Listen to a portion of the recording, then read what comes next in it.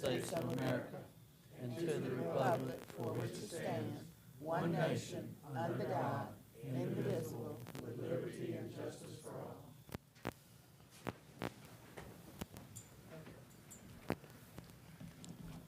First thing is approval of the agenda. Motion, all in favor? Good. Next is approval of the consent agenda. I make a motion we approve the consent agenda. Good. Got a motion on the floor for approval of the consent agenda. All in favor? Next, now, first presentation is Greg with police department.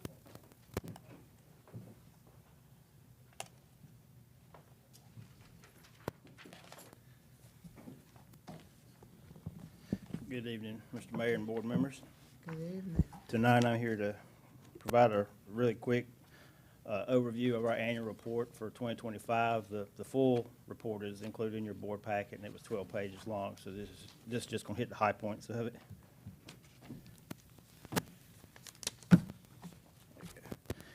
So for 2025, we had a very busy year. Some of the notable accomplishments that we had, we received a $10,000 grant for traffic education and enforcement activities from the North Carolina Governor's Highway Safety Program. It's actually a continuation grant from the previous year, so now we're on year 2 of it. We applied for and received 3 sets of rifle armor that were valued at $2,500 from the U.S. Deputy Sheriff's Association. That's to protect the officer from rifle fire, and we issued 2 of those sets to the school resource officers, so they each have a set now. We continued our community focus with our catch and release fishing event, our Friday night sports program, our National Night Out, the Christmas Toy Drive, and we also participated in other smaller events throughout the year. And then, most importantly, we created and implemented a body-worn camera program that went live in late December. Right now, all of our patrol staff are wearing body cameras. We've already seen some real benefits to them, and are very pleased.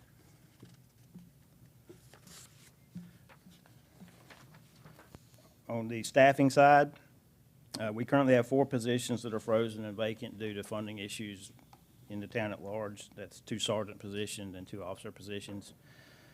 We do have 16 allotted positions that are full, and have been full since October, and they're working out really well. Many of the hires that we made this year came from the Fayetteville Police Department, the Clinton Police Department, New Hanover County Sheriff's Office, and NC State University Campus Police Department. We're trying to make a concerted effort to steer away from getting candidates fresh out of school and trying to get people in here with a little bit of experience. We have 2 officers on staff currently that have master's degree, and 1 is currently enrolled in a master's program. We have 3 officers on staff with bachelor's degrees and 1 enrolled in a bachelor's program, and 1 officer on staff is currently enrolled in an associate's degree program. So our educational level is increasing as well. And then we have 3 officers with advanced certificates and 2 officers with intermediate certificates through our licensing board, the North Carolina Criminal Justice Education and Training Standards Commission.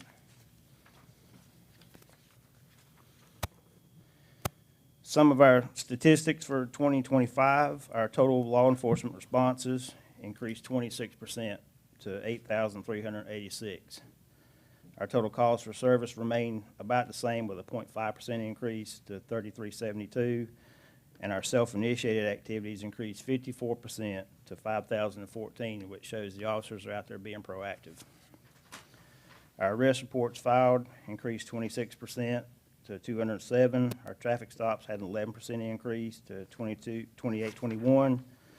Our citations issued had a 34% decrease to 883, and our motor vehicle crashes had a 45% increase to 236. And I threw this in here for Commissioner Chandler, 15% of our wrecks were at the traffic circle.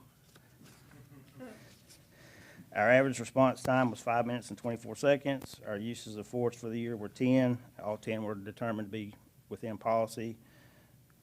530 hours of state mandated training was completed, and 1,354 hours of voluntary training was completed by the officers. As we move into and through 2026, some of our priorities again are going to be grant funding. We are applying for a $10,000 grant from the Governor's Highway Safety Plan for traffic enforcement education, which will be year 3 for us of that grant. We're applying for a $38,000 grant from the North Carolina Governor's Crime Commission for a virtual reality training system that we intend to use for use of force and de-escalation activities. If approved, that would reduce our annual cost for TASER training by $1,800 a year and $9,000 over the 5-year term of our TASER lease, because when we do our TASER training, each officer has to fire 2 cartridges. And as you can see, that expense adds up. We're applying for a $32,000 grant from the U.S. Department of Justice to acquire additional body-worn cameras, which will allow us to equip pretty much the remainder of our staff. And then finally, we are researching a $60,000 Homeland Security grant to acquire and install a flock camera system for the town, which will allow us to place cameras on most roadways and at our trouble spots. And basically, it's an investigative tool and also a live camera feed that we can use, as I said, for investigative purposes, and also to at accident scenes and stuff like that to maybe determine who might have been at fault. Greg, trouble spots meaning where? Well, primarily the traffic circle. It would, at the circle? Yeah, that'd be one of them for sure. What happened to DOT 3 months ago putting their cameras up? I've never seen one. I hadn't either, and Yeah. I looked, but they were coming in to go and put them up the very next week, and we went over it, and, yeah, they were gonna do that. Yeah. But we as could, far as you know, nothing. yeah, we could desperately use one there. No, yeah, aren't we still using the cameras out of the, convenience store? Yeah, that's primarily what we use there. Kayla, you know anything about what I'm talking about? So I think the last conversation I had with DOT or one of their subcontractors about putting a camera in, there was discussion about if they had room to install their old pole or if they were going to do an encroachment on one of ours. But I haven't heard anything since that, and I want to say that was within the last 3 to 4 months. So I'm not sure what the status of the project is with them installing it, but I know there has been communication. Okay.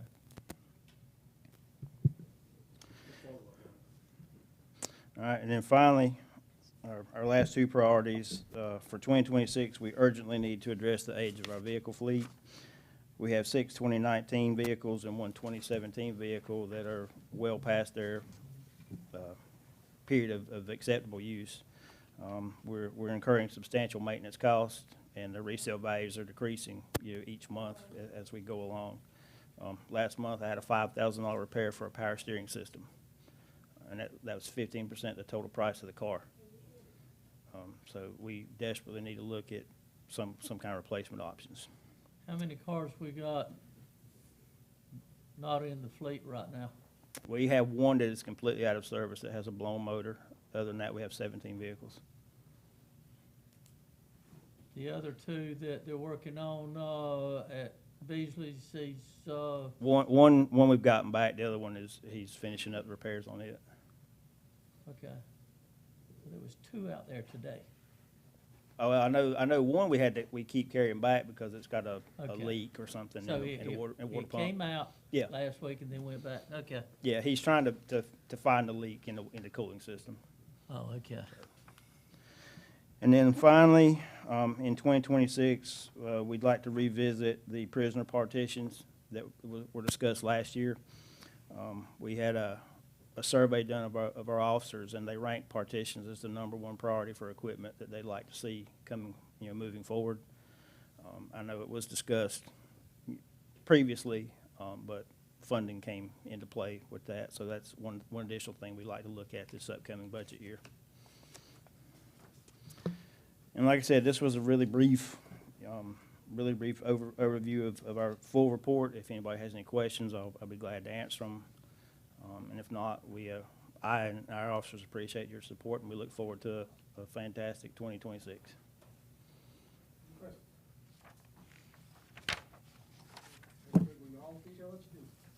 Thank you, sir.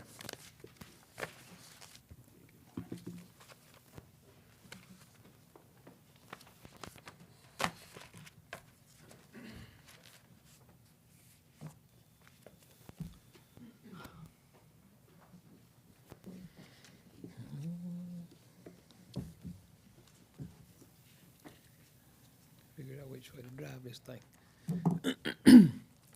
Good evening, Mayor and Commissioners. I appreciate y'all having the opportunity to come before y'all tonight just to give you a little update, as Chief Percy just done for end of the year 2025. Anytime you got any questions while I'm going through this, just let me know, and I'm not gonna read everything word for word by any means.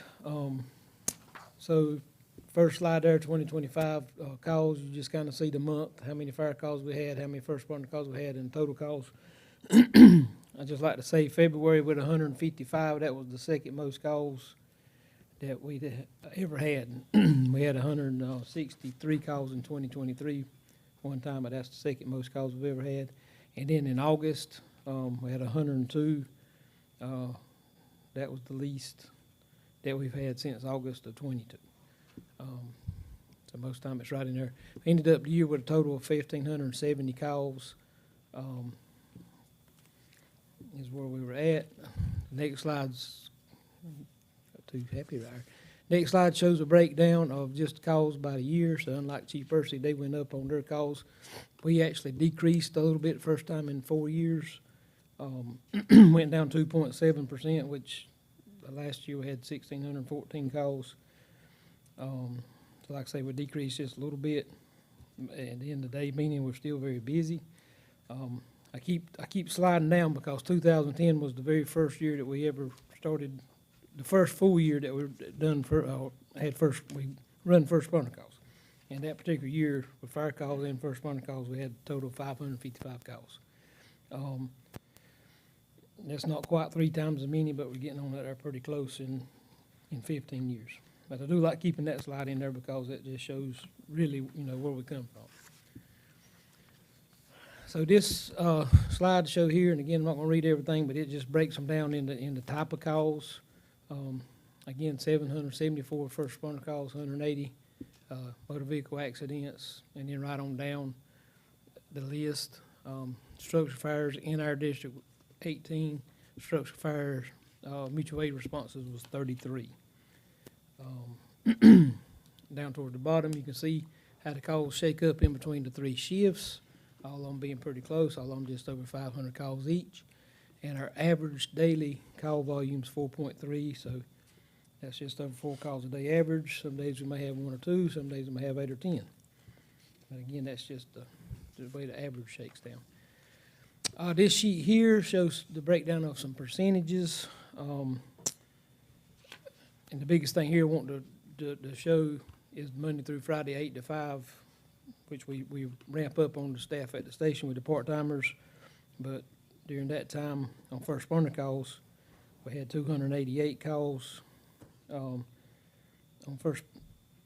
calls, I'm sorry, and then 279 first responder calls, for a total of 567 calls. So that's 36% of our call volume comes Monday through Friday, 8 to 5.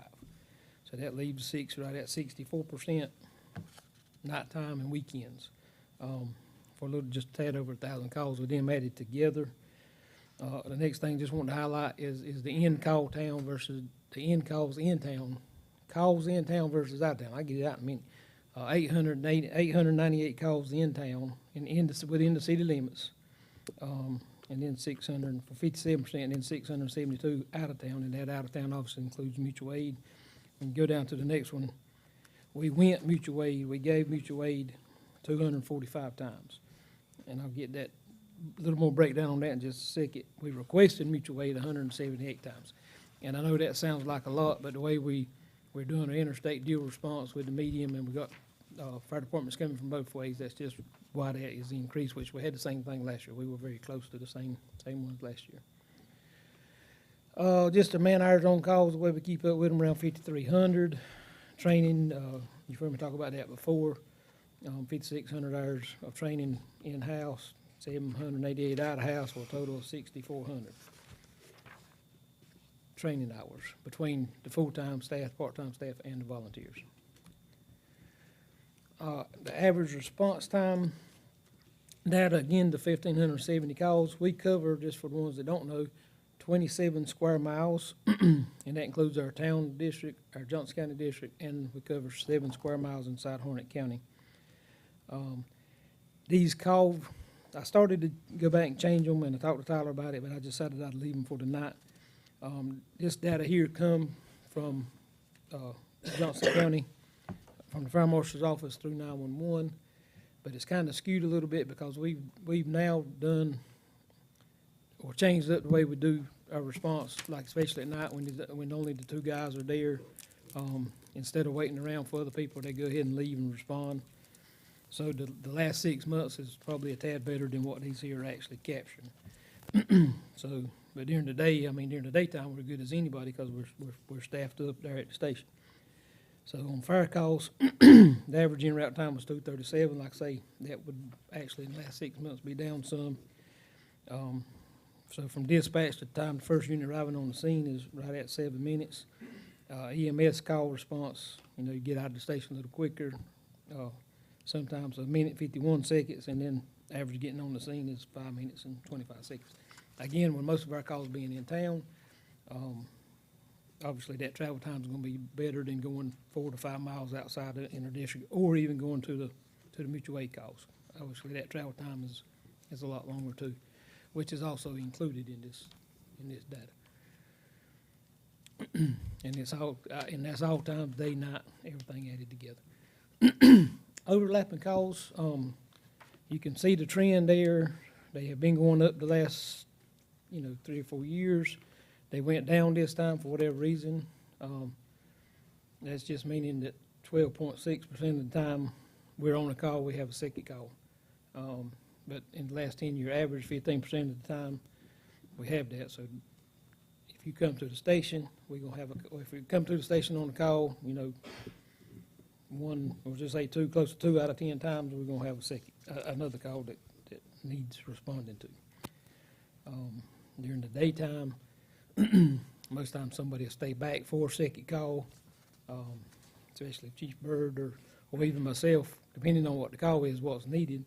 We'll stay back for another call, and especially if we go mutual aid, we don't dump the house on the mutual aid calls. We do stay back for the next call. And then in that same token, that during the day, that also gives us somebody there to take a second truck to the structure of our calls.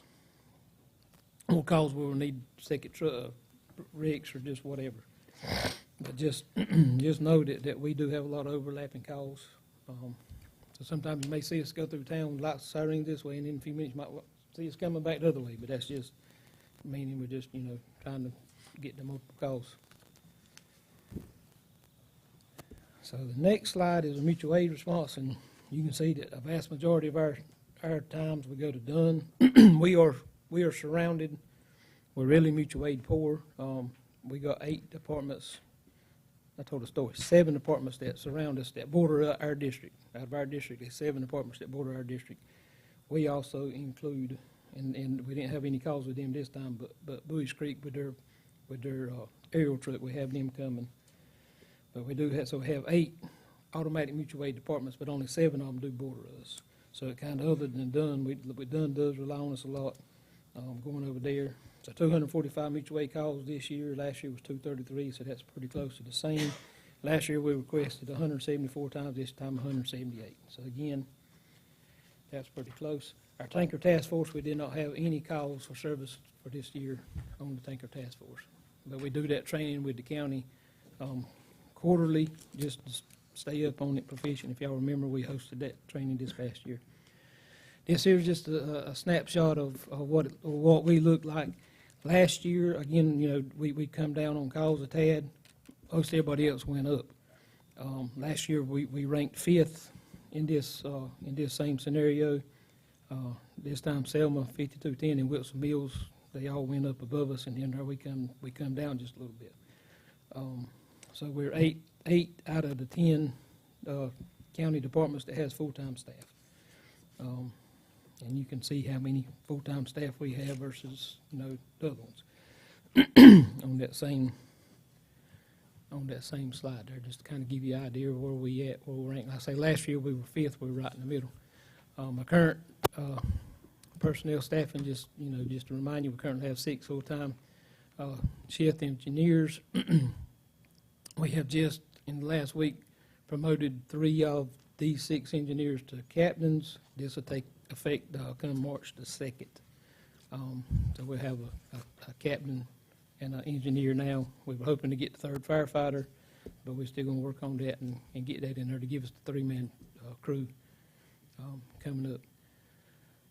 So they work ABC rotating 48-hour shift, and like I say, 2 of them's on duty 24 hours a day, 7 days a week.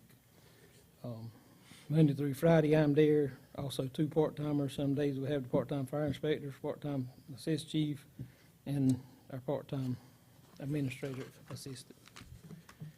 And that's kind of our department in a snapshot.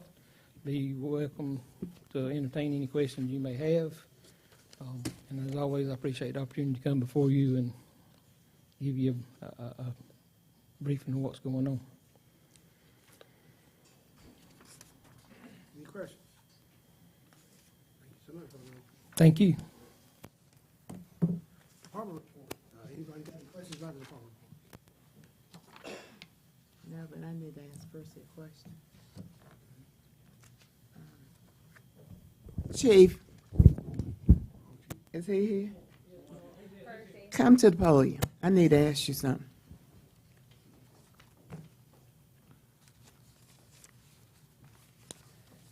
The church over here, the traffic had improved, but it's something's got to be done because somebody's going to get killed right there. You're speaking of the. Yes, right I over there. am. Okay. It is lined up all the way around, coming up that street, coming up the street by the hoods. It is everywhere. Okay. And, I mean, if you're coming out from that church trying to get across, you cannot see either way. So work on that. Okay. It had gotten better, but it's gotten worse. I know I think it was 2 weeks ago when we were here, they had a really busy night that night. There was a lot of traffic out. So yeah, we'll go back over there and talk to them. My initial plan was to line them up down Morris Avenue and bring them down Lee Street. But we'll revisit that for you. All right, thank you. Okay. Okay. All business. Discussion on text 14 yard waste text amendment. Tanner. Hello, hello. All right. This first item tonight is the text amendment from last session that was tabled. Text 2025-14 is proposed to adjust the language in the Code of Ordinances to reflect the current policies of yard waste collection. In the staff report, you can see that the highlighted language is language that we are adding, and the struck-through language is being removed. With those two together, I know the language looks a little convoluted, so in its entirety, the new language would read, limbs and brush, yard waste. All limbs and brush, as well as yard waste, shall be placed at the curb by residents, and in rewriting this, we will change residents to residents. And in no case shall the limbs, brush, and yard debris be placed on the sidewalk, in the curb, or in the street. All limbs and brush less than 4 inches in diameter shall be cut in lengths no longer than 4 feet or 48 inches. Limbs from 4 to 10 inches in diameter will be accepted if in length of 2 feet or 24 inches or less. In no case shall limb piles exceed 4 cubic yards, roughly equivalent to the size of a refrigerator. If the town and/or designee provides a yard waste container, all yard waste that can fit inside of the provided containers must be placed inside of the containers.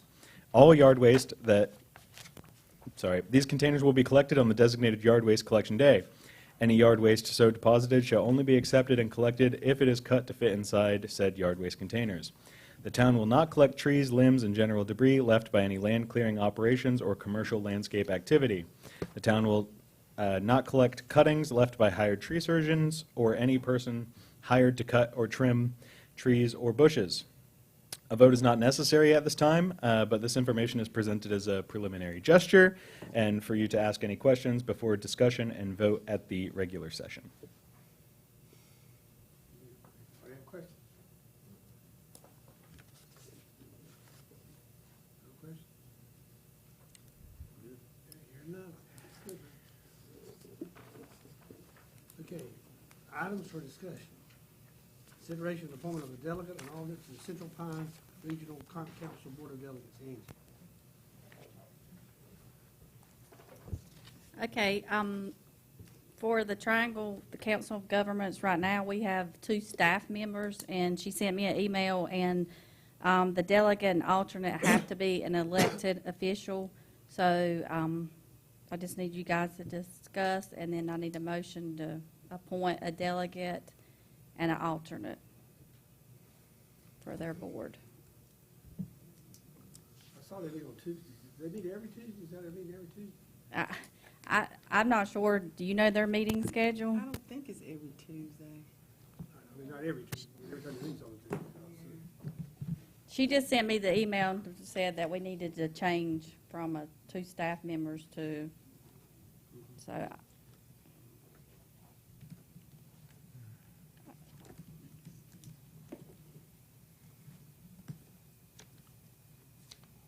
So you could be a hybrid. You can either get on there on Zoom or go there. Right, they do offer a virtual. When do they meet, during the day or not? In the evening. 2 o'clock during the day. That's exactly right. We're checking on it. because she said that the one that was before Dane and Kayla, she said she had Commissioner Stack as a alternate, is what she said, how it was before. Yeah, I know the ones that I used to attend were like in the evening. Do you remember how often the meetings were? She didn't go into, she sent me a little bit of paperwork of, Yeah, because I've never attended one at 2 o'clock, but I have attended the evening sessions. That's been a few years ago. And it's out at RTP. I think that's the one. If I'm not mistaken. And I think they were 5 o'clock, 5:30, something like that. How often do they meet? I'm trying to remember. I guess once a month. So what I'm seeing is that in 2025, it was on Wednesdays, and it looks like it was 6 p.m. Something like that, 5:30. Yep, that's right, because if you attend in person, there's like dinner at 5 and then the meeting at 6, so that is correct. And it looks like the Board of Delegates last year was January, April, May, August, October. And the Executive Committee was January, February, March, June, September, November. So, Kim, who's currently Davenport now? Dane and Kayla, and it can't be staff members. It has to be, two elected officials. And prior to that, it was She didn't say who, she said the only thing she had was an alternate, and she said she had you down. And she said that was it. because I know Mr. Medlin used to attend as well. And it might have been after he passed away, they They may have didn't removed appoint his name. anybody, Yeah. right? Yeah, and then it became just you being the alternate. Not everybody jump at once. Well, you the man. So Commissioner Neighbors isn't here, and so he can't really Appoint him, defend that's- himself. So throwing that out there. Who? Will you? He's not there.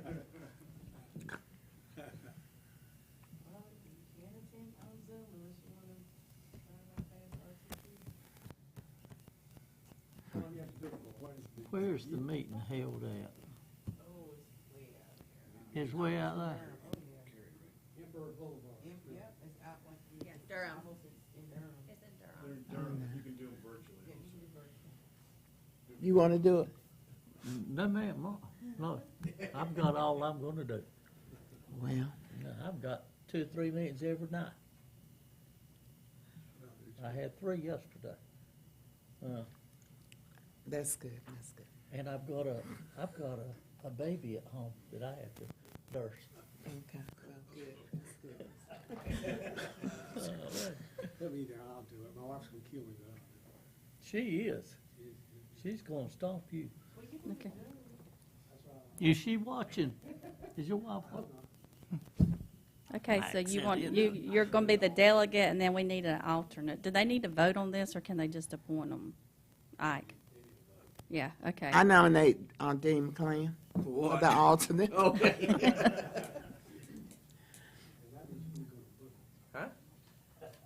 No, and their meetings don't last long, and they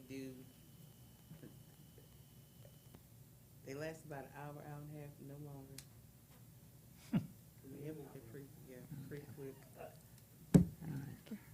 So do we need any more? So So along with them too, right? well, you would just need to add to your motion that you would nominate Mayor Rayner as the delegate and Commissioner McClam as the alternate. And All they right, can well, then vote. I'll do that right now. I nominate the mayor and Commissioner McClam. You got it. You got a motion on the floor. Any more discussion? No. Yeah, you can vote for yourself. Aye. Okay, thank y'all.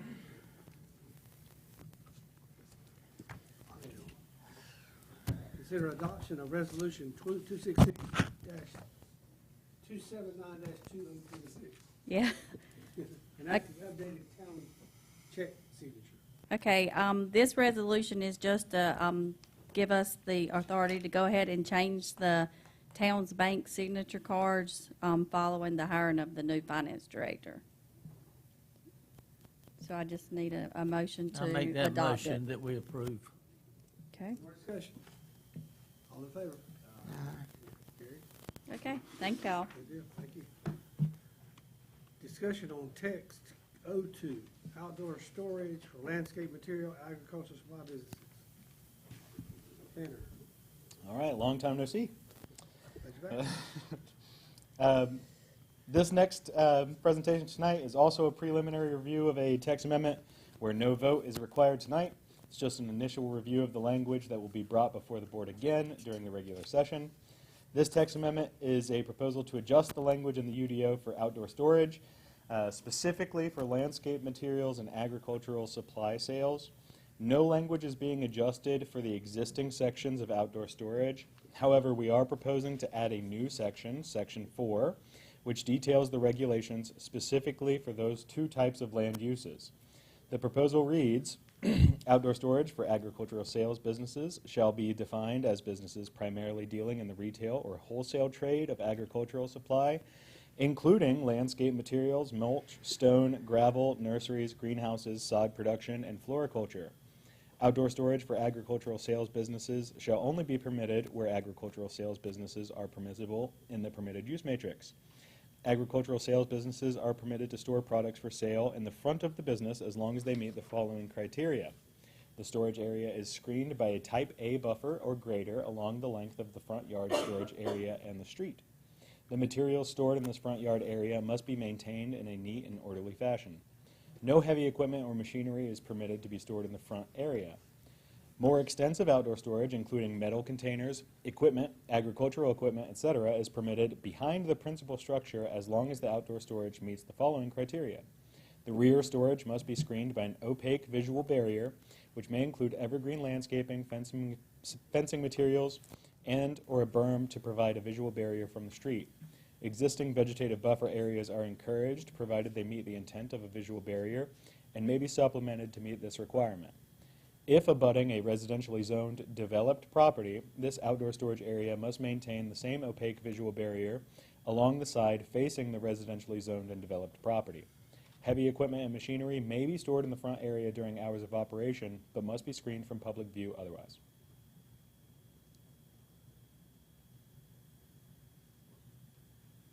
Any questions?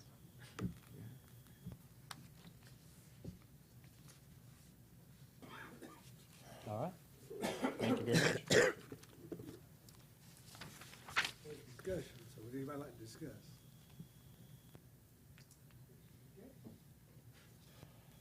Any motion? No, he said no motion. Oh, no motion or not. Okay. Now, Kayla. Good evening, Mayor and Council. I would like to introduce Rick Vandermoss, the race manager with Electricities. He and I are going to kind of tag team this discussion and presentation tonight. We're going to go over the electric department cost of service results and the rate plan. What you have in front of you, we do have a copy of the presentation as well as a copy of the proposed rate design schedule. And I will pass it off to Rick to begin.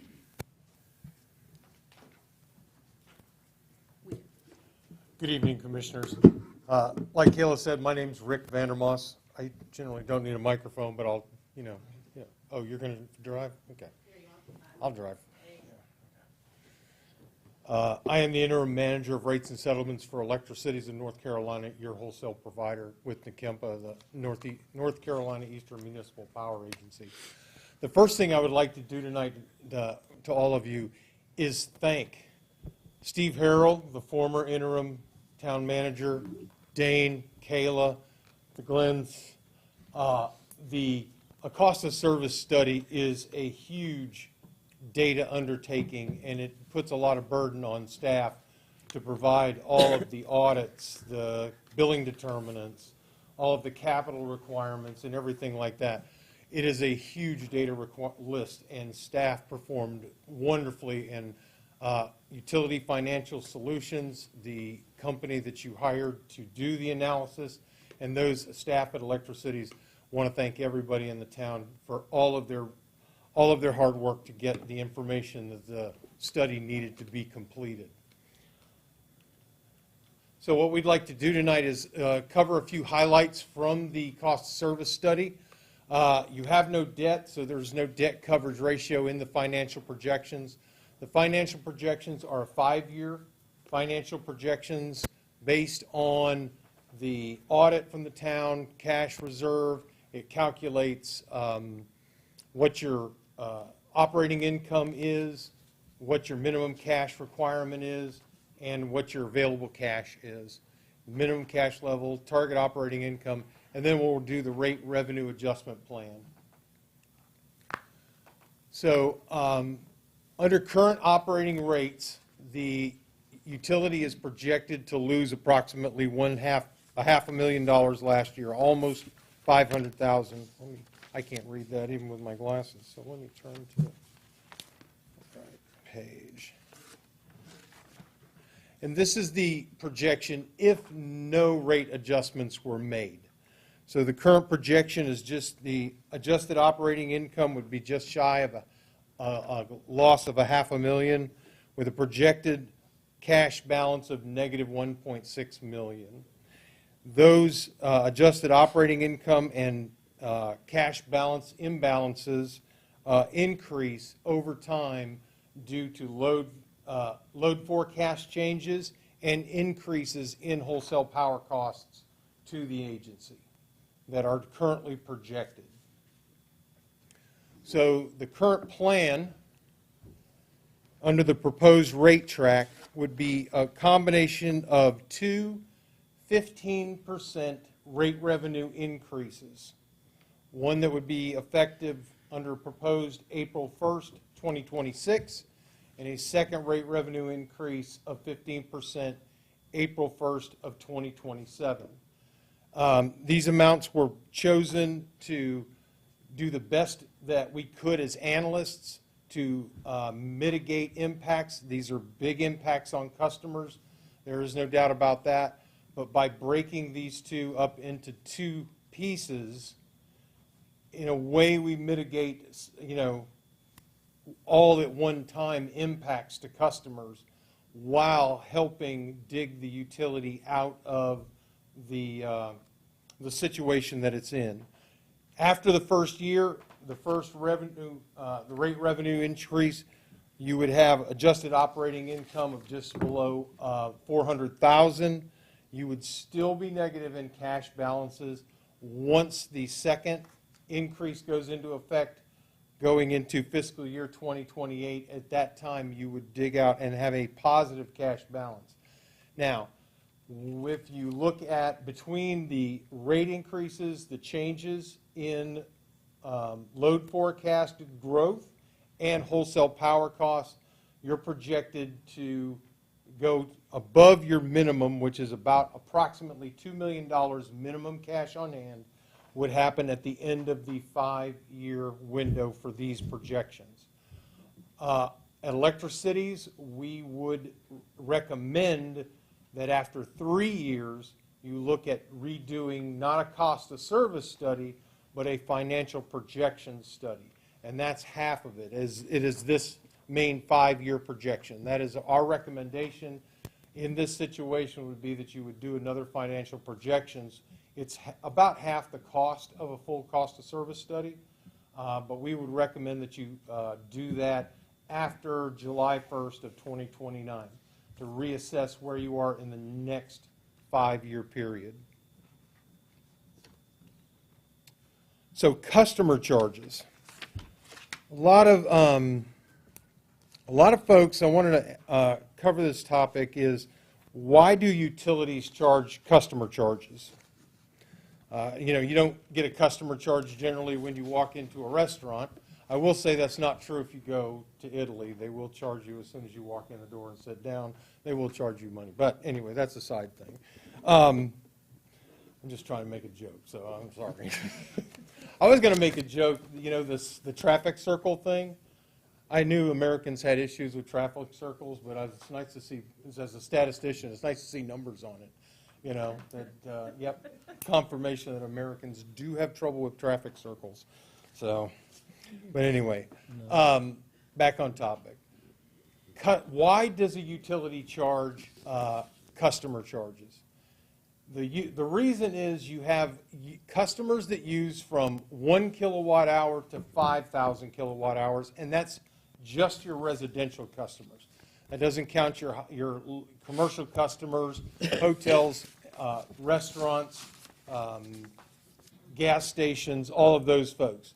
So a utility has to maintain a line of service, what's called a minimum service requirement, from the delivery point to the customer. They have to provide a drop, a meter, and all that to provide service. And then you have to read the meter.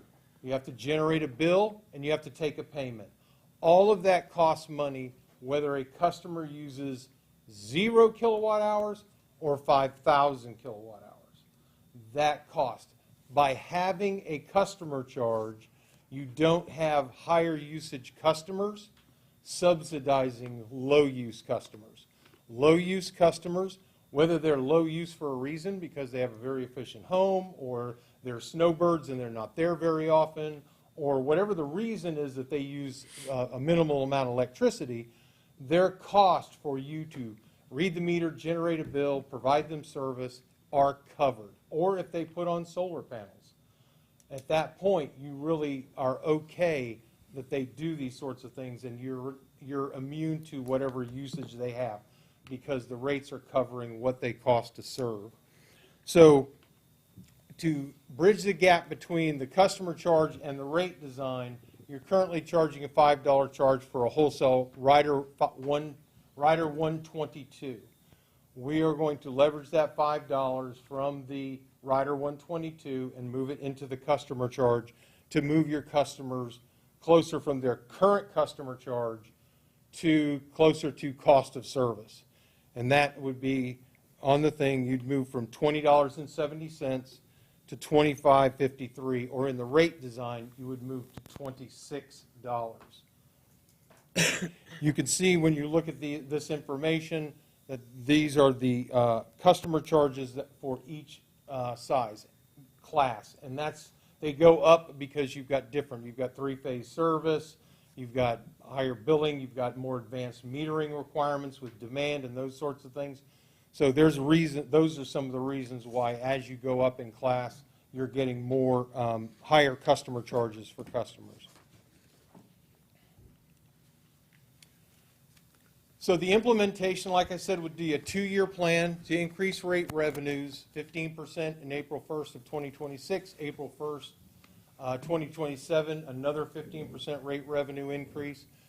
We would merge the current CP rate and the public school CP rate. There's a marginal amount of difference between those two rates, and it makes sense. You provide the same level of service to both the CP customers and the public schools. Since you're providing the same level of service, they should receive the same rates. One of the proposals we have is for a low load factor CP rate to handle to swap out the current large general service rate with the CP low load factor rate to handle that class of customer. A low load factor customer has a higher probability of being on the city's CP. And that CP stands for coincident peak. And that is a factor that The town is billed primarily on 1 hour when the Duke system and the Nekempa system come together to create a peak. And that happens several times a month, and then the highest one is what the town gets billed on. So with that, this rate would send the proper price signal to the low load factor customer that has a load factor less than 30%. They would receive a price signal to mitigate usage during those, mitigate their demand during those load management or on-peak periods. And they can get those notifications of when those periods happen, and they are at their business discretion how they operate during those times. If they operate during the CP, they will pay the on-peak CP rate of $25.77. If they throttle or if they load manage during those periods, then they will receive a less, and they would pay what's called an excess rate of $11 per kilowatt or kW, which is what your approximately what your distribution costs are for that class. And then they have a standard energy rate that they would pay for all the kilowatt hours that they take from the system. So those are the changes. Oh, one other thing is we are redesigning the large general service rate. There would be no customers on it if you adopted it. But that rate would be designed for a big box store or a grocery store or something greater than 300 kilowatts in demand and greater than a 30% load factor. But the rate that you would be giving them would be competitive with other utilities in the area.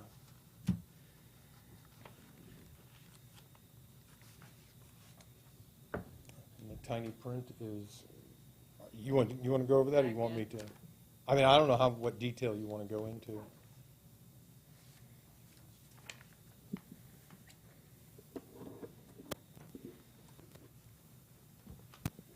So first I need to start by thanking Rick and also Mike with UFS. These two gentlemen, to say they have been paramount to getting this done, the information they have given us, the work they have put into helping us get this right, I cannot sing his and UFS praises enough. So I just need to start there. They've made this situation as bearable as possible internally.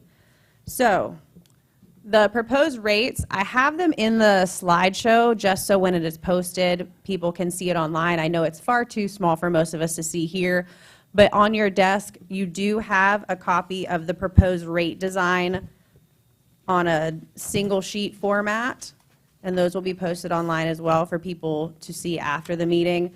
That's set up the way our current fee schedule looks. You can see the current rates on the left-hand side of those pages and the proposed rates on the right.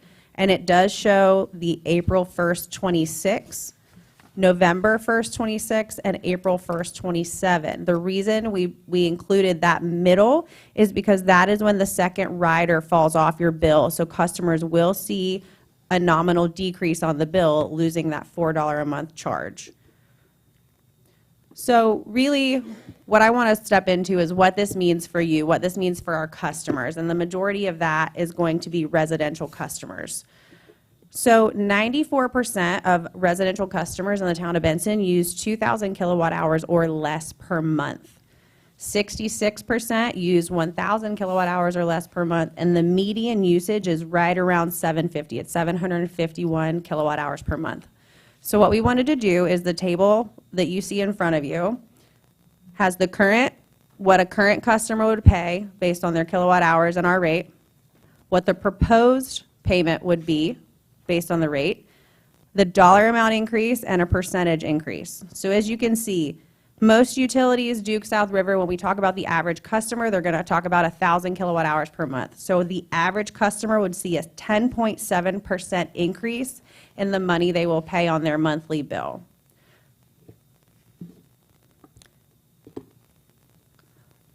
With that, we also wanted to include some residential comparisons because while the rates increasing for us has no bearing on the rates increasing for Duke and South River, it is very telling to see what the rest of the climate is for utilities in the state. So we took the same idea of 500, 750, 1,015, and 2,000 kilowatts, and we ran what a customer will see in their bill for the town of Benson, South River EMC's new rates effective March 1st, and Duke Progress 2026 effective rates. And as you can see, South River EMC rates, customers pay more on their residential rate.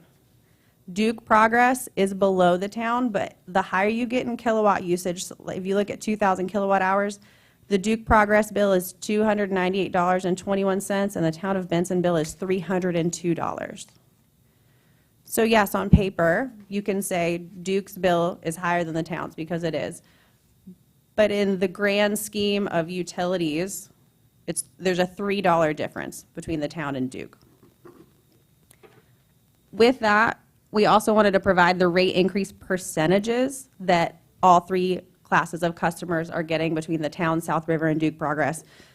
As I had mentioned, for 1,000 kilowatt hours, the average residential customer in Benson is seeing a 10.7% increase. South River's customers, which you've heard me say is me right across 95, I'm getting a 10.3% increase on my South River bill at this same time. And Duke Progress, in just this year, their customers are seeing about an 8% increase. I didn't include the current projections for Duke's 2027 and 2028 increases because they are already putting those out as well, and those are looking to be 10 or so % in those years subsequently. So while it doesn't fix the situation, we still are proposing the 15% over 2-year rate revenue increase. We did want to give this information and these comparisons to you, the board, and also to the citizens so they can see, while it is unfortunate, it is something we have to do for our electric utility, and it is something that customers across the state are dealing with as the cost of utilities increases right now. Does anyone have any questions or comments? The country, sorry, not the state. I was corrected. The country. Everybody is experiencing.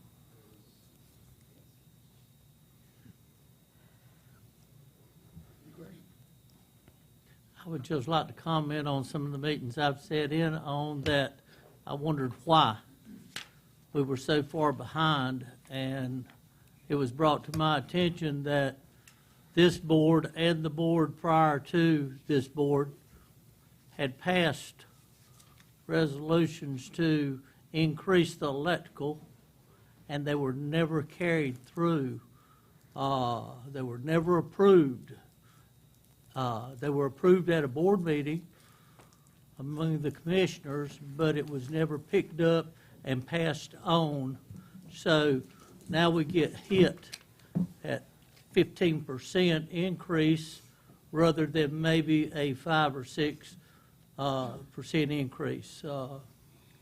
These things we're trying to find out and get them straight so these things won't happen again.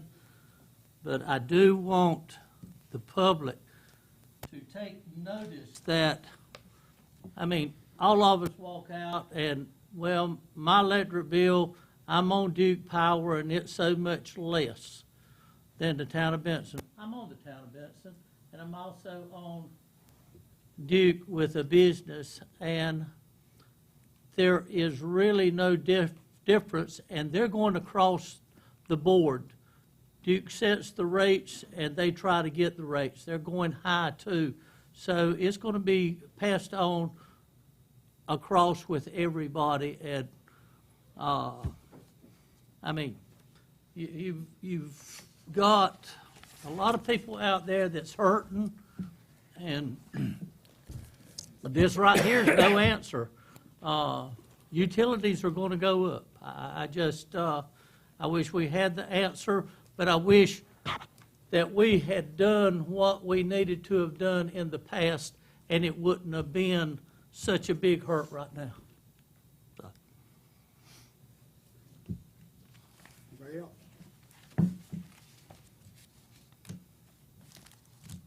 So if there are no more questions or discussion, we will move forward. We're going to host a public hearing during the March work session.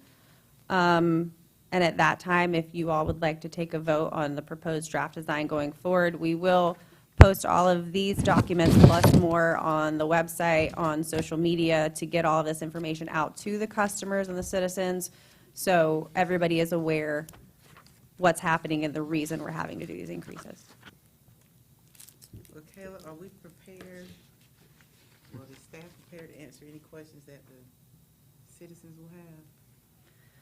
That is part of the documentation we're providing and part of the plan. We're making really easy to digest information, fact sheets, not only for citizens and customers, but for staff. So if and when there are these types of questions, there's easy information, quick information, rather. Subject matter expert. Also, one of the things that I promise and I will start working on in the very near future is I will create a calculator that will take the old rates, the new rates. That way, you know, we provided bill impacts at 100 kilowatt hour levels, you know, for informational purposes. But we can create a calculator that somebody comes in and says, well, what's my bill at 1,280 kilowatt hours? Well, you can just put that number in the calculator and it would tell them, okay, this is what you were paying, this is what you will be paying, this is what it'll be next year, and that sort of thing. So I will start working on that, and hopefully sometime end of the month, beginning of the month, I can get that going. Rick, one other thing. In Yes, the sir. past, they've come up with some of our big box stores or some of our grocery stores put in big Caterpillar generators and stuff to take care of load management during these peaks. Yes, sir. Is that still in effect? I know the town did it, and it was a fluke as far as residential load management. Okay, I'm now, talking- those aren't the same thing. The grocery But stores are these putting in people, generators. are these people still doing that? Are they still, Carly C's, IGA, Lowe's, they've got the generators? Are they still going on peak and going to a generator to cut down on their bill? Yes.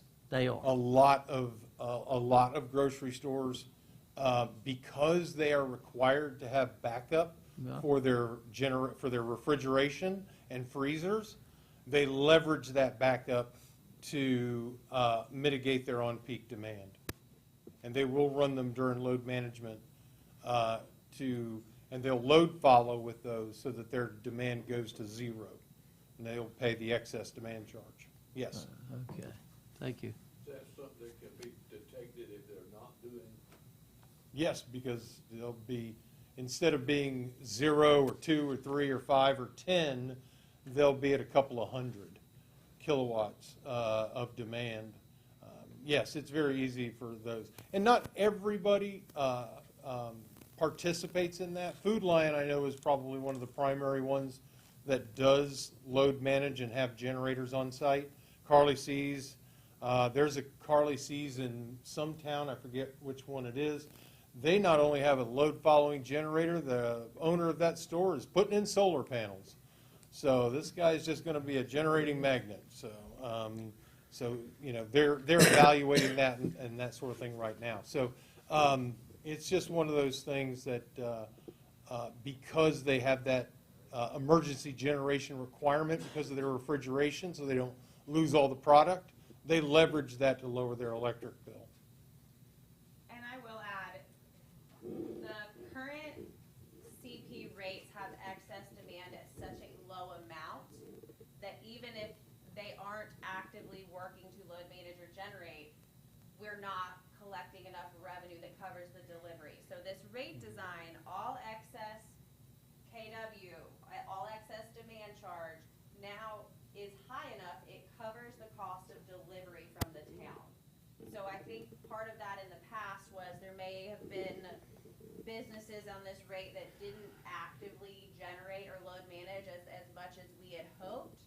But now this excess demand charge is going to help mitigate those issues and bring what they're paying back up to a much more substantial amount that it should be. Okay, and also electric car stations, they will be charged more? I mean, they generate more? That's not how I would phrase it. Okay, I phrase would it. phrase it is that they're seeing the appropriate price signal. Because they're gonna be seeing a CP demand charge of $25.77, which is, mirrors the wholesale power cost, CP demand.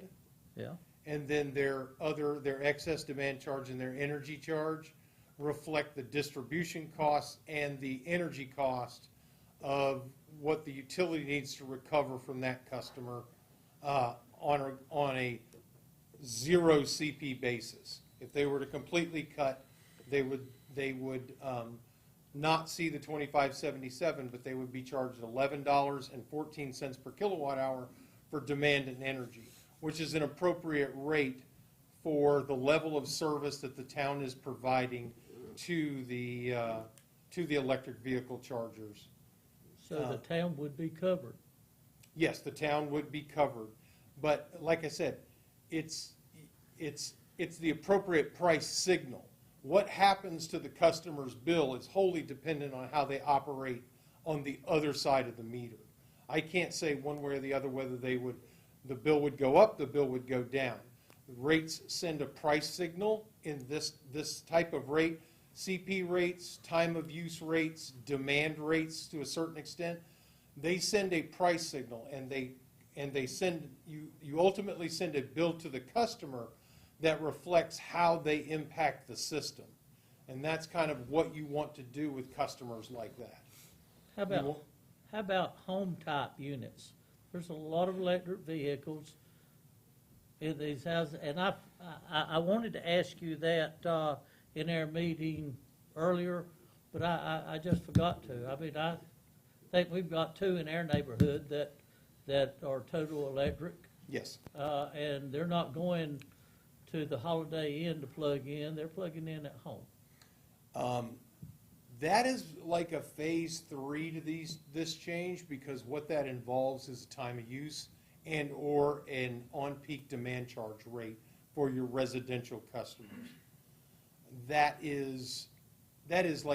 phase 3 of this project. If you want to, it's not really within the scope right now, because we need to take care of the financial situation of the utility. Okay. Long-term, time of use, or an on-peak or demand rate sends the appropriate price signals to your residential customers on when they should cut back, when they should maybe hold off cooking dinner on an electric stove, not do laundry, not run the dryer, put those things off to after the on-peak periods. Yes, the system, the utility industry as a whole is moving towards time of use or demand, on-peak demand rates. That is the future, and it's in response to things like electric vehicles and sending them. And the other thing is you give them a financial incentive to charge in the middle of the night.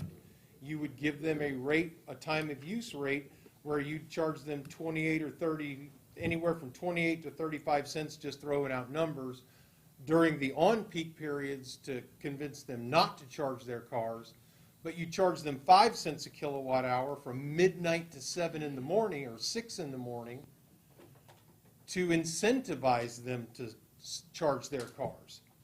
And that way, because all electric cars can be programmed on when to turn on charging and when to turn off. Okay, And so you provide that residential, financial incentive to them. residential will be phase 3, but the Tesla Is a current issue is a current issue, and that will be addressed. with the CPE low load factor. Okay, thank you. Anything else from anybody? Mayor, let me just close it. Thank you. Rick, Kayla, thank you very much. A couple of things real quick, just want to make sure the public is aware of. First and foremost, I want to appreciate what the public doesn't see or hasn't seen is the amount of time that the council has put into, you all got the brief that hurt us. I mean, it was a lot of information, a lot of great questions that were asked, as we're looking into a very complex problem that's obviously plagued the town for quite some time, and I think we're on the road to a very positive fix, and I appreciate that. I really want to shout out to Rick and his team, but Electric Cities as a whole, they've really wrapped their arms around, especially myself, the finance director. They've spent over 40 hours already with their entire staff at a 6-hour session alone, and not to mention the time that Rick has been down here, really giving us the background on the why and where we need to go in the future. They also came forth, and I got to give the credit to Steve Harold, who went to Electric Cities, who got the cost of service study paid for by Electric Cities. And we very much appreciate what Steve's legacy continues to do for the town on that piece.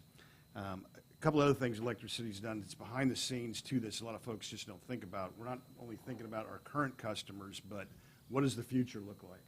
And the future, obviously, with having the Vulcan elements come into our town and the impact that we hope and we believe that we're going to see is going to, we need to be prepared for that demand.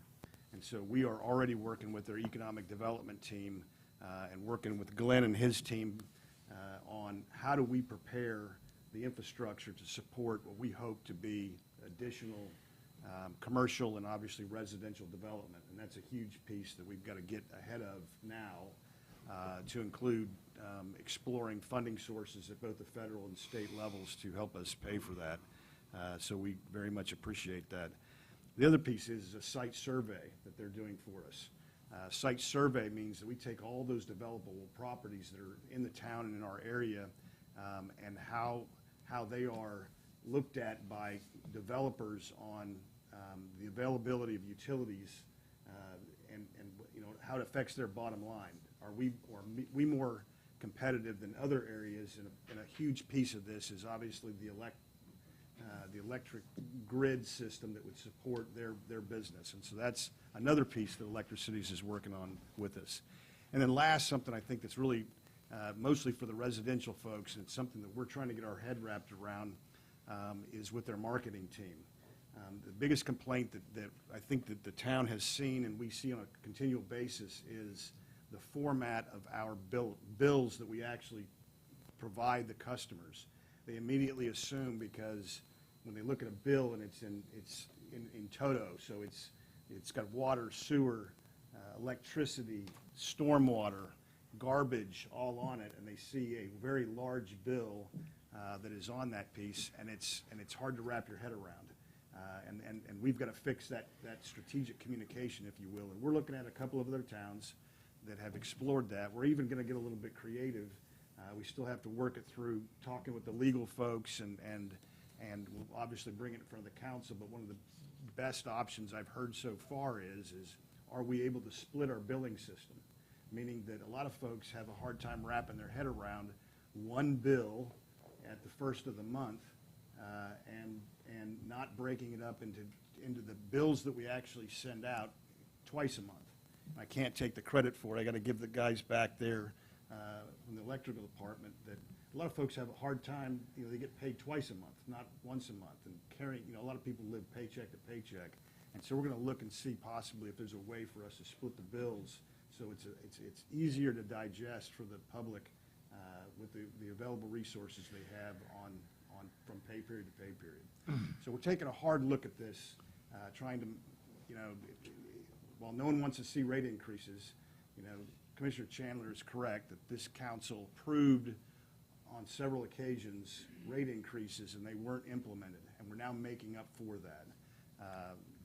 And I think going forward, I think we're going to put ourselves in a very positive position, and this has been a very laborious step. This had been worked on now since really July timeframe, and I feel really pleased that I think that we're on a path to financial security in the future. So thanks, Rick, for everything you're doing, and Kayla for championing this thing for the town. Louise Tanner, update on downtown overlay district. All righty, all right. Let's see.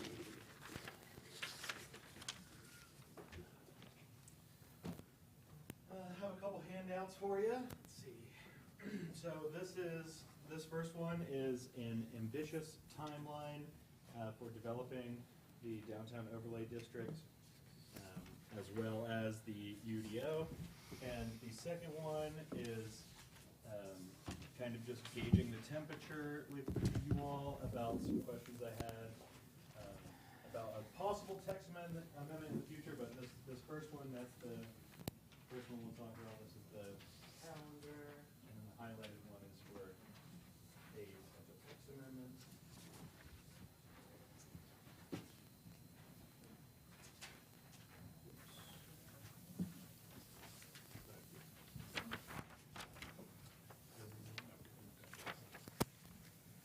All right, so as you can see on this first one, the anticipated project calendar for the downtown overlay district. When we first talked about that, I think we were talking about 6 to 9 month timeline. This one cuts that down a little bit more ambitiously. If things do go well, this is anticipating 2 drafts of that downtown overlay district.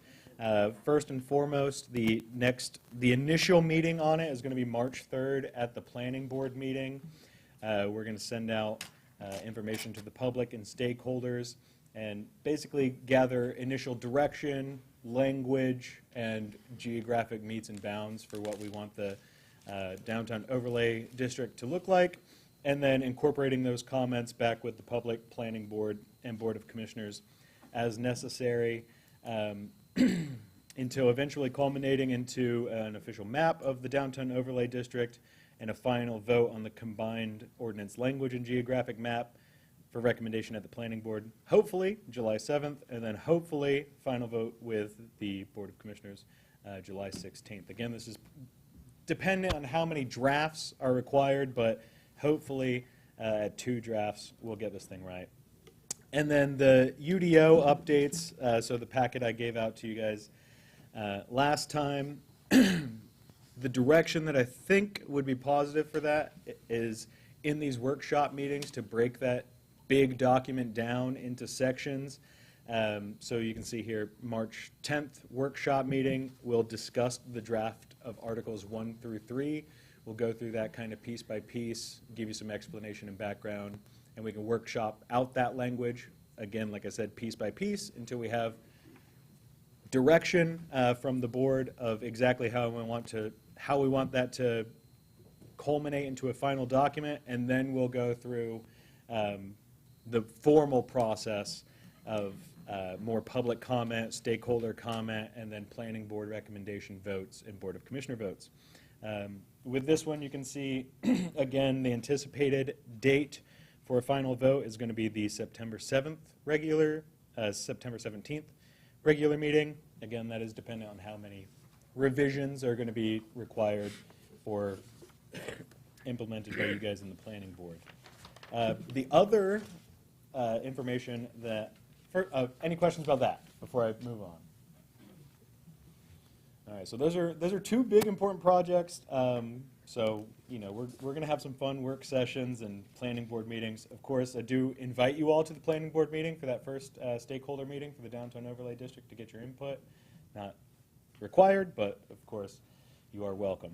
The second information that I provided for you is I have received some feedback from people about digital billboards in the town of Benson, and I just kind of wanted to throw this out there that currently the ordinance, this highlighted section, says that billboards can only be externally illuminated, meaning that digital billboards are currently not allowed. I just kind of wanted to throw it out there to gauge the temperature of if the board would like me to begin drafting a text amendment to allow digital billboards. What's the drawback? Sorry? What's the drawback of a digital billboard? Tough to say. I have my personal opinions, but that's really up to the board to decide about, billboards in themselves are currently allowed, but do you want digital billboards? I would say that the potential maybe drawback of it is that, you know, the screen does change, so technically it's more than one billboard, just on one billboard, kinda. You have an inundation of more advertising with a digital billboard, but ultimately that's up for you to decide. And this isn't anything that you need to vote on, I just kinda wanted to, you know, temperature check on if that's something you guys would like to see a draft of, or if you're dead set against digital billboards, or. I'll tell you, I'm personally a fan of it, and I'll tell you why. A couple of things is, I think they're much cleaner looking. It's obviously advanced technology, and it does, you get, they look cleaner than what you see now. They don't have the torn, look ratty after a while and stuff like that. Matter of fact, Tan and I were talking about this today, that Anthem Technologies is actually located inside the Triangle region. They make about 40% of the digital billboards for Lamar advertising, and that's where they're going to. And they're very, the technology today with the high pixels that they have, it's just very clean looking. It looks fantastic, and it does. It does. You can see multiple. It changes, and it's very eye catching. And obviously, we're probably one of the greatest locations to have billboards. You know, and I definitely think it's something that we should explore allowing. And I think it'll improve. It just, anytime you see technology being used, it exudes sort of that we're embracing technology, and especially with Vulcan coming in, talking about technology advancements, I think it's something you all should consider. Tanner, would this have anything to do with the billboards that we were talking about the last meeting, the illuminated billboards that they were talking about putting at the Grove that change? Or is this just billboards off the interstates? Yep, this would just apply to off-premise advertising, like your standard interstate billboard type sign. Okay. So that would be totally different. Okay. So you guys would like to see a text amendment, and then we can discuss the intricacies of it at that time? Okay. Sure. All right. I'll begin working on that. And then, Dan, did you, the guidance on the code enforcement, is now an appropriate time to bring that up, the code enforcement issue? Do you think that's, to get guidance on that? I'm trying to figure out which one I'm forgetting. So we have, Deer in headlights. No, there's a lot of them we're working on. I'm just trying to figure out, Yeah, make sure, before I say yes. There's one that we have right now. There's some broken windows on a residential home. We've gotten it to the point to where we could pursue it in certain ways that the town could put the money up to fix it and then recur them as fines. Do you want to? Yeah, so just in general, without getting into the substance, let's say at this point Yeah. in the meeting, because it'll have to come back to you anyway. What Tanner's talking about is really a minimum housing action, and if you've heard that term before, if you've been on the board when we've engaged in enforcement, pursuing one of those actions, it generally involves dilapidated structures, and we're working towards approval of an ordinance and seeking to tear it down. This is nowhere near that level of violation. It really, the structure is not impaired other than some specific problems with it related to windows and some other things.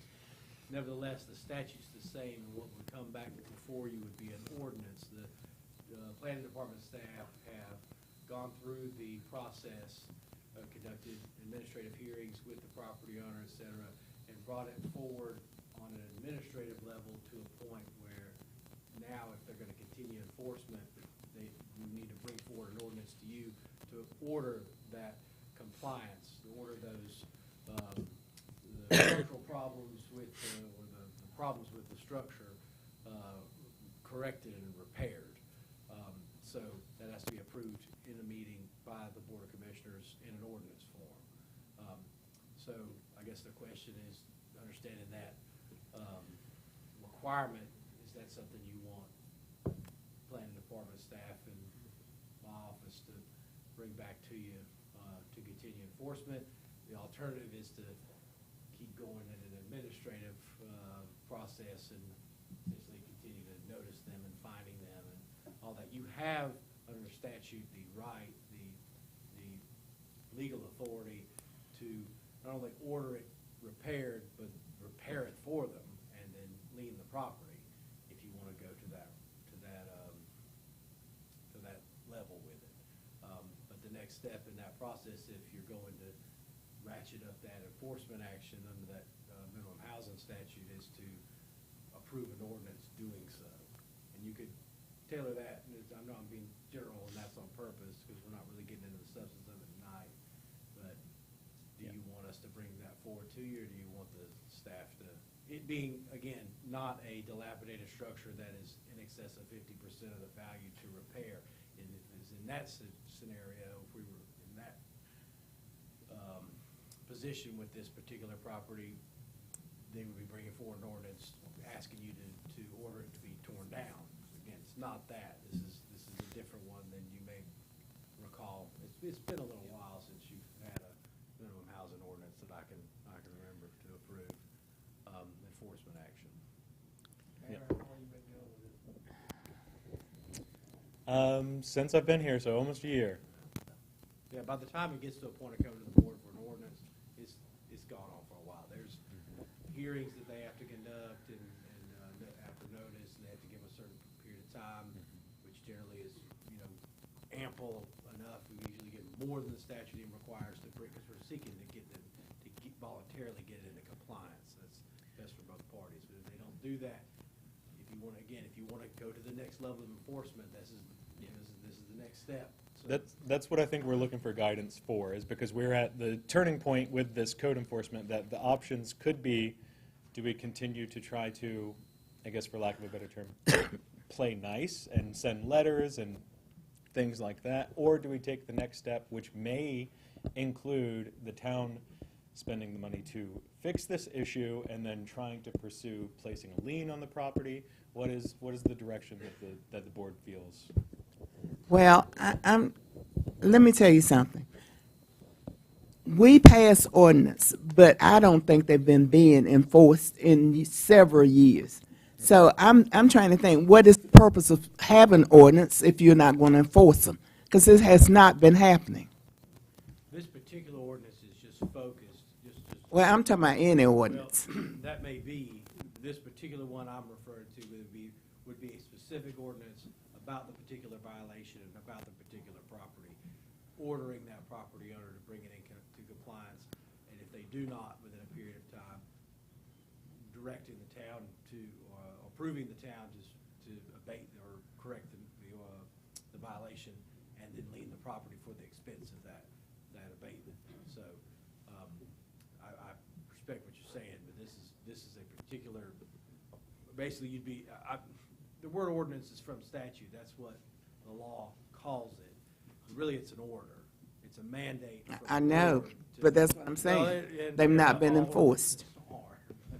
Speed limit all the way around, everything else. It's a little, this is a particular order to correct something on a particular property that the owner seems to be unwilling to do so despite months, or many months, and a lot of administrative process that they participated with somewhat, but not corrected. So we've already spent the money on it as far as administrative in the past 12 months. So either we say we're not going to do anything else, or we propose this and go ahead. This isn't like the Dr. Dixon building that we had. Same statutes changed since then somewhat, but basically it's the same as that. That was some years ago. But that was, Okay, so but we- similar in the statute and the procedure, not similar in that we're not over that threshold of greater than 50% of the value, which allows the municipality to order that structure to be demolished. And if they don't demolish it, then you can go in there and demolish it for them, or But they want didn't you we right. go in litigations with the attorney, with They the can, judge? yeah, they can file an action in Superior Court and appeal it if they want to. They always have that right. I don't know what they'll do, once you approve an ordinance and. Well, I've heard it year after year, hey, y'all get to a point and then y'all don't do anything about it. Is this the point that we're talking about we've got the person hired that is doing his job, and now his hands are tied, he can't do his job because we won't, this board won't approve something? Well, I know what the board will or won't do, that's what we're talking about in general terms right now, but I guess the answer to your question is yes. If you look to the planning department and code enforcement to go around our town and where they see violations to first through an administrative process and citing with or assessing fines to get people to bring their properties into compliance. Where they won't, the procedure we're talking about now is a minimum housing action. That's the procedure that they avail themselves of, and they've done that. That's an administrative process within the planning department. The property owner is given an opportunity to, they're noticed of and given an opportunity to appear at a hearing and present whatever evidence, and then, there's a determination made by the planning director. All that's been done, and now the next step is this board has to approve an ordinance mandating that they take those corrective actions, or mandating that the town take those corrective actions for them and lien their property for those costs. Mr. Chandler, if I could add on to that and I think answer your question. Mark, our code enforcement officer, has an outstanding track record of resolving these violation issues before they even get to a point where asking commissioner opinions is even a thing. Through sheer charisma alone, he's able to resolve most of these. But there are some, few and far between, that just do not respond to Mark reaching out in person or our department letters saying, hey, you're in violation, you're going to get these fines. And at that point, if they're not responding to that, our department really lacks the teeth administratively to move forward. And that's what I'm here asking for your guidance for is, do we continue to pursue it as we have with letters and trying to communicate just in person or over the phone, or do we go to that next step where this person has not been responding to those ways?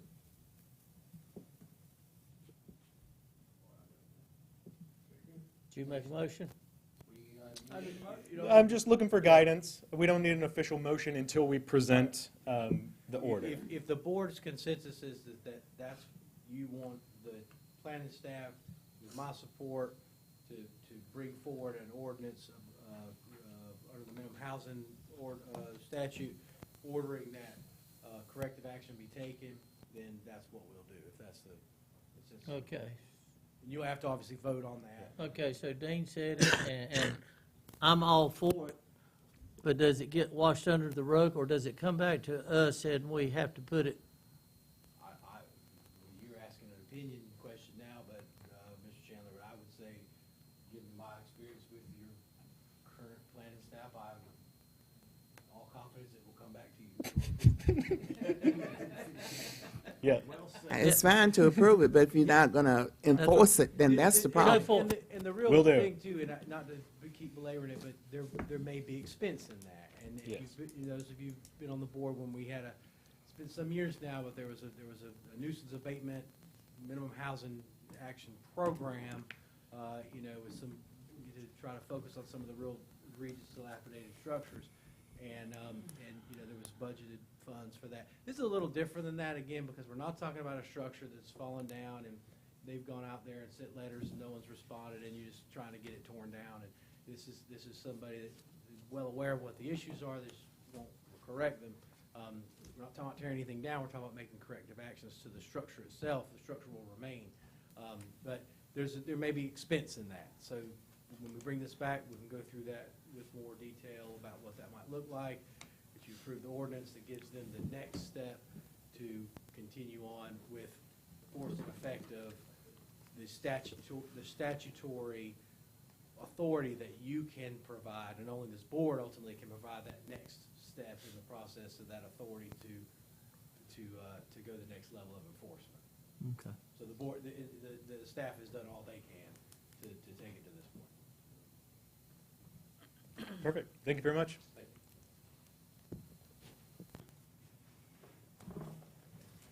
you. Great, thanks, Mayor. Couple things here real quick. First and foremost, we I think the board wanted to see department heads up here and giving you more of an insight into what their day-to-day and, you know, operations are doing and stuff. And obviously, tonight was the first time we brought up the fire chief and the police chief. My intent is to have each of the departments brief you at least quarterly throughout the year. And so you'll start seeing us rotate these through both the working group as well as a working meeting as well as the regular council meeting.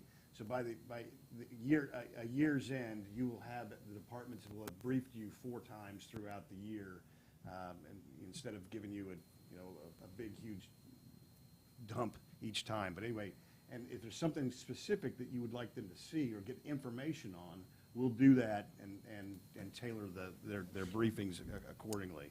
But hopefully that'll be enough exposure, and you'll scratch that itch of hearing from the department heads.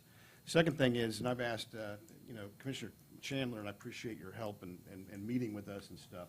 So you'll start seeing at the next meeting, I'm going to get some feedback from him and a couple of others, that we're going to start providing you, the council, on a monthly basis. Now, it'll be a month behind, but a financial picture. And I think it'll be a pretty detailed financial picture that'll give you, it'll hopefully, you will see what you want to see. That was one of the comments that was made, especially during my interview process as well, on what the financial picture is, both on revenues and expenditures and where we are, and then any other questions that derive out of that. If we want to morph that document so that it gives you even more information, I want to make sure that we answer that huge concern is we weren't aware of the finances and where we are in a time that we could actually react. And so hopefully we'll give it to you the next meeting, and then please digest it, marinate on it, and then we'll morph that so that you'll see what you want to see on that piece. It seems like the time for HVACs to go out, and I think I sent out a text to all of you, reference this facility, and we had actually 2 HVAC units go down. One of them was a blower that we were able to get that part on order and will be fixed, but one of the HVAC units on this building died pretty heavily. What did you call it? DEE, dead, or what? Thank you. I'm learning all these North Carolina terms. The initial estimates that we were first getting were pretty horrendous. We got an estimate today that we feel that we're very much like it's a lot lower. And I talked to the mayor about it. It falls below the threshold, and we'll get that HVAC unit fixed. Now, I have been in communications with the BFA, which is, obviously this Friday they were supposed to have a play up here. I asked them for a 90-day window. This is not an easy fix. This requires a large crane to come into the area to pull it off the roof and obviously put the one on it. And while they're not happy, they understand what we're doing, and we're fixing what we said we were going to fix. And that obviously affects this room as well as, but more importantly, the auditorium area. This is just an old building, and we're getting after fixing those. So it's not good news, but it's better news than we had the first time, and I really appreciate Angie and her support on that piece. Last thing is I really got to put a big shout out to the folks back here and the staff that's up here. The last couple of weekends, we've had some pretty substantial weather events in North Carolina, and one of them we dodged a huge bullet on. We were very concerned, obviously, with the ice that we could have received that we didn't, and then followed by the next weekend of snow that we haven't seen, obviously, in this area for quite some time.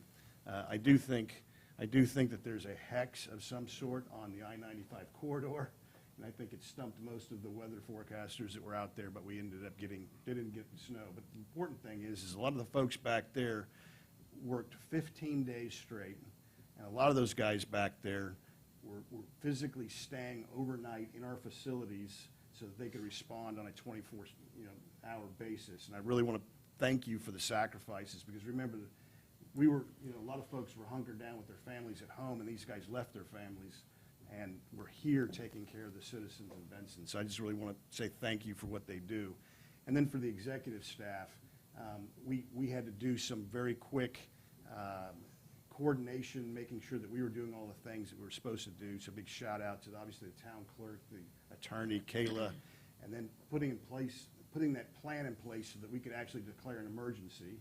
And a lot of that, the reasons we declare emergencies is obviously to make sure that if the federal government and the governor announce emergency, that we are available for state funding in the event that we would have had pretty catastrophic things that were going on. So I appreciate your all's team putting that together. It was a good exercise. We're going to do an after-action review, both at the executive level as well as the department head level. There's lessons learned and things that we could fix and pre-position in the event that we do have some sort of a environmental emergency as such, which will include tabletop drills.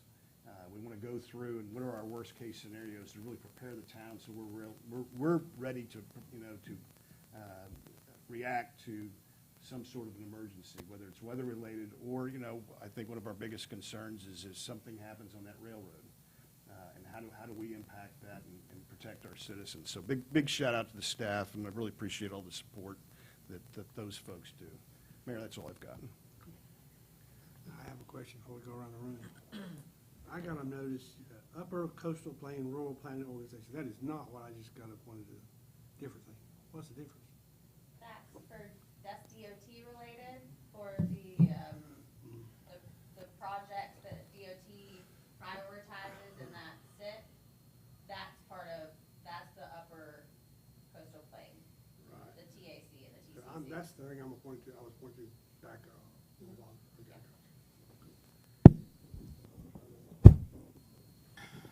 Okay. I don't have anything unless you. Assistant County Attorney.